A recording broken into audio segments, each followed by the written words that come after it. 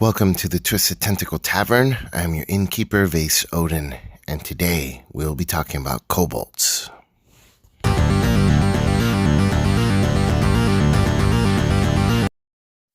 Kobolds are small reptilian humanoids that are found in almost every single campaign setting.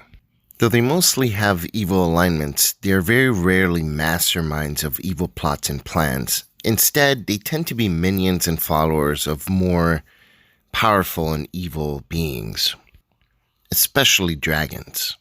Kobolds are thought of by their masters as very dispensable, and they do tend to travel in packs. One thing that kobolds are actually really good at is making traps, and though their stat blocks don't really reflect this very well, I do think it's an important part of the kobolds for role-playing purposes and should be an integral part of any kobold encounter. Because they're generally so weak, they rely on traps and strength in numbers in order to give themselves an advantage in combat. They also tend to hang around in dimly lit or dark areas. In fact, they probably prefer completely dark areas. They do have dark vision up to 60 feet. And the reason I say that they're not so fond of dimly lit areas is because their passive perception is so abysmal. In other words, pretty much in terms of gaining an advantage due to visibility, the only way that they can do so is by being in a completely dark location where their enemies don't generally have dark vision, and they do, so they'll have that visibility advantage. Now, in a general adventuring party, I would say that more than half the PCs will have dark vision as well, so this doesn't lend itself very well, but at least due to their sunlight sensitivity and their lackluster passive perception, it can even the playing field a little bit more towards the kobold's advantage if they're in a completely dark location. And although they have a decent dexterity modifier, they are not proficient in stealth. So what this tells us is that kobolds are not stealthy creatures. They're not surprise attackers in terms of ambushing enemies. They rely on their large numbers and they rely on their traps. And based on their flavor text regarding traps, that tells me that a kobold encounter should not be one where they ambush the PCs and surprise them.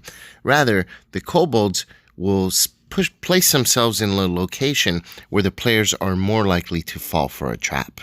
So as you build your kobold encounters, keep these things in mind. They like to work in groups. They prefer complete darkness versus dim light or light. They're not surprise ambushers, and they're likely to set traps. But that's not all. Looking at their official lore, we can also see that they're actually very fond of making tunnels that are very tight and small, which, because of their unnaturally small size, generally means that anyone pursuing them is going to have trouble, both with catching them and with fighting in close quarters.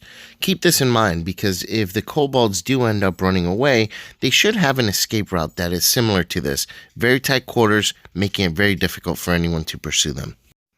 Alright, let's look at their stat block. They have a very low AC of 12, very low amount of hit points of 5, regular speed of 30, terrible stats except for dexterity. They also have sunlight sensitivity, which is a huge detriment to them in combat. But one thing to keep in mind that a lot of Dungeon Masters mistake is that the light spell is not sunlight. So if a player casts the light spell or sheds any bright light, it doesn't mean that the kobolds are going to have disadvantage on their attack rolls. Only if they're specifically in sunlight do they get this disadvantage. But the kobold's strongest ability in combat is their pack tactics. This grants them advantage on attack rolls against a creature if at least one of their allies is within 5 feet of the creature and the ally isn't incapacitated.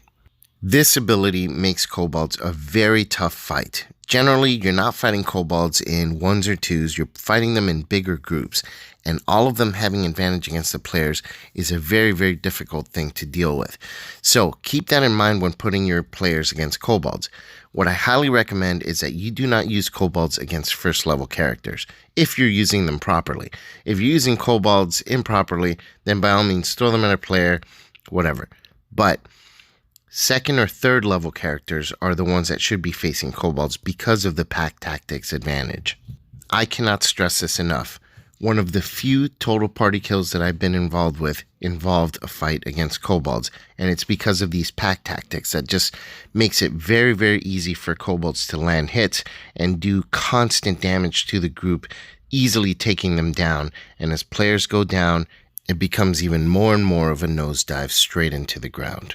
They don't hit hard, as we can see from their statistics here. They mostly attack with daggers with a +4 to hit, 5-foot reach, and dealing 4 piercing damage, whereas their ranged attack with a sling also is a +4 with a 30-foot range and a 4-point damage attack as well. It seems like their damage is nothing to write home about, but this is kind of deceptive. Because of their advantage with pack tactics, they're hitting on over 75% of all of their attacks, so their damage output is far more than a typical creature that's not getting advantage. So 4 points of damage is a little bit deceptive, and when you throw in the fact that they're generally attacking in large numbers, you're looking at a tremendous amount of damage output every round against your party. So keep that in mind when putting this type of encounter against your players, and definitely do not put them against first level characters. I keep repeating this, but trust me, if you're going to play these guys right, first level characters are not going to be able to handle a band of kobolds. In addition to standard kobolds, the monster manual also gives us the winged kobold, which is just a little bit of a stronger version of the standard kobold. They do have a flying speed of 30 feet, so keep that in mind. Slightly higher AC, little bit more damage, nothing tremendously different otherwise. So their tactics are going to be the same, except that they do have a flying speed, which makes them even tougher to hit and gives them a little bit more of an emphasis on ranged attacks, at least initially in the encounter. We'll get to that when we get to the tactics. And finally, Volo's Guide to Monsters brings us the Kobold Inventor, which sheds some light into the types of traps that we should be expecting from a typical kobold encounter. These are some pretty interesting and different traps that are going to add some flavor to your encounter. I highly recommend, even if you don't throw in a Kobold Inventor as part of the encounter, to definitely include some of these types of traps within the encounter against the kobolds. Alright, let's take a look at a typical kobold encounter. It is a dark room, a party of adventurers has walked in, the rogue is hidden in the back, the wizard's also in the back, the cleric and the fighter are in the front. There are a bunch of kobolds in the front, but there are some behind the wizard ready to pounce. The kobold that wins initiative within each group of 3 is going to attack with a sling and then move in, allowing the others to have advantage on their sling attacks.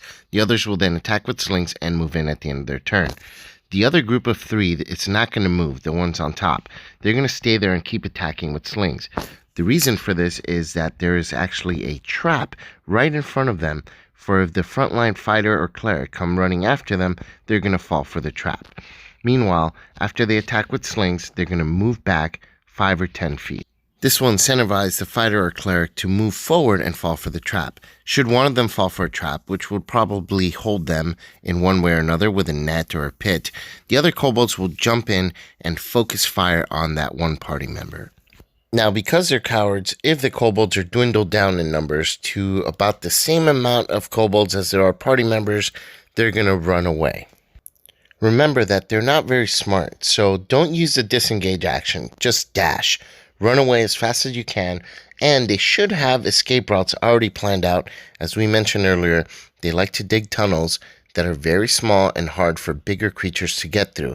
Chances are most or all of the party members are too big to fit through them, and the kobolds can make a clean getaway. I've played at many tables where kobolds aren't given a personality, and basically they're just creatures with hit points, AC, and damage, and they just attack, and unfortunately, it doesn't serve them justice as to how cool they can be, even for low-level characters to fight against.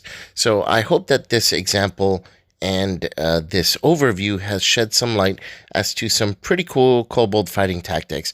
If you have any questions or have some suggestions in regards to making this even better, I'd love to hear about it. Please leave it in the comments below. And as always, like, share, and subscribe if you like what we do here. That way you can keep getting updates on new content that goes up.